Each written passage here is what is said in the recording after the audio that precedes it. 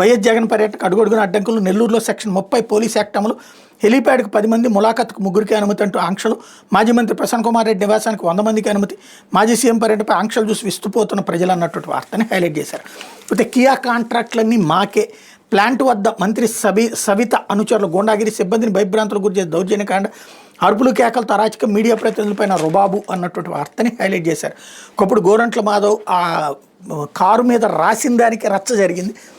But ఇప్పుడు అదే కాంట్రాక్టులు కావాలంటూ వాళ్ళ మీద గొడవ చేస్తున్నారు అన్నటువంటి వార్త.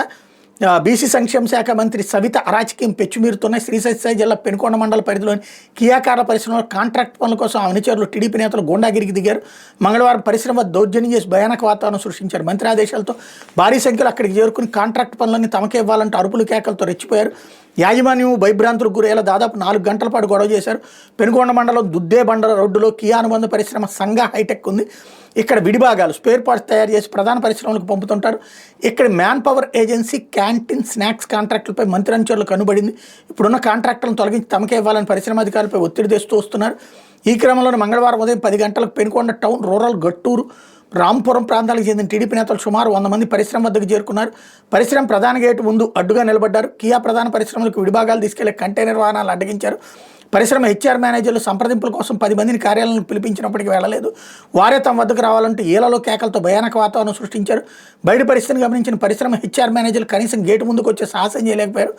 మంత్రి అనుచరులు దౌర్జన్యం వల్ల గంటల తరబడి ట్రాఫిక్ స్తంభించిపోయింది. సమాచారం అందుకున్న కియా స్టేషన్ ఎస్ఐ రాజేష్, ఒక కానిస్టేబుల్ అక్కడికి చేరుకున్నారు. ఎస్ఐ రాజేష్ పరిశ్రమ ప్రతినిధితో చర్చించారు. తర్వాత కొందరు లోపలికి తీసుకెళ్లి మాట్లాడించారు. మరొక రోజు గడువు కావాలని వారు కోరినట్టు తెలుస్తోంది.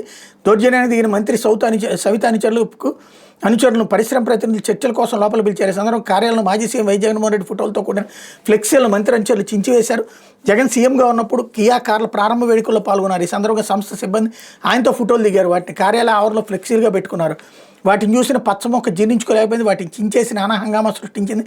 పచ్చమొక్క పైశాచికత్వాన్ని చూసి కియా సిబ్బంది సైతం విస్మయం వ్యక్తం చేస్తున్నారు. కియా వద్ద పరిస్థితి చిత్రీకరించేందుకు వచ్చిన మీడియా ప్రతినిధులపైన మంత్రి అనుచరులు దౌర్జన్యం దిగారు. ఒక్కసారిగా దూసుకొచ్చి సెల్ ఫోన్లను లాక్కునేందుకు యత్నించారు.